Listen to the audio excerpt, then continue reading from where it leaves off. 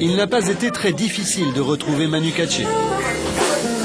Il se cache le plus souvent derrière une batterie.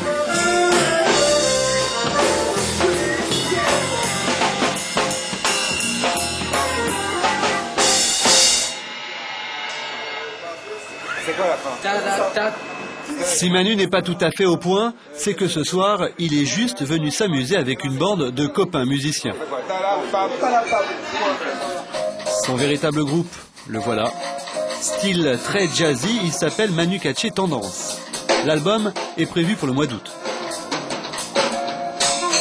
Cette façon si particulière de jouer, tout en toucher, en mimique et en puissance, cela fait plus de 30 ans que Manu la travaille, depuis le jour où sa passion s'est déclarée devant un écran de télévision.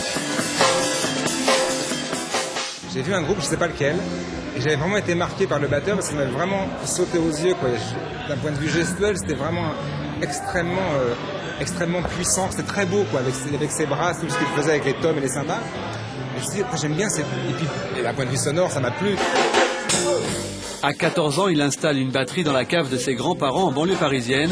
Il joue près de 7 heures par jour et décroche un prix au conservatoire de Saint-Maur. Il commence alors à faire des séances dans des studios d'enregistrement. Ce qu'on appelait le métier, quoi, des séances. On ne savait pas trop pour qui on jouait. On avait une partition, il fallait faire 3 titres en 3 heures. Le problème, c'était réglé. Donc moi, je me baladais en métro avec la batterie sur le dos et j'allais faire mon métier. Et puis tout doucement, on rencontre des gens, on se fait un carnet d'adresses, les gens vous rappellent. Et attention, pas n'importe qui. Souchon, Cabrel, Jonas, Laurent Voulzy font régulièrement appel à lui. En 1985, il participe à l'album de Catherine Lara.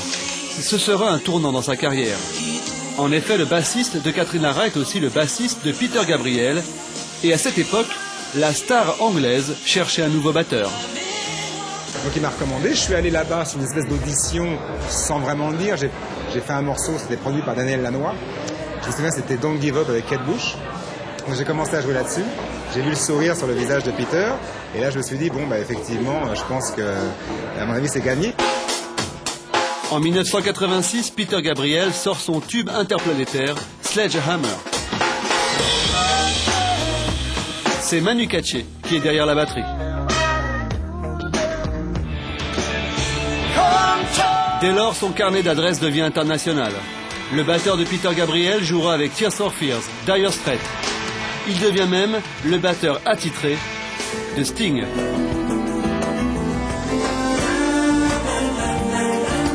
Alors évidemment, son expérience musicale fait de lui le juré le plus craint par les concurrents de la nouvelle star.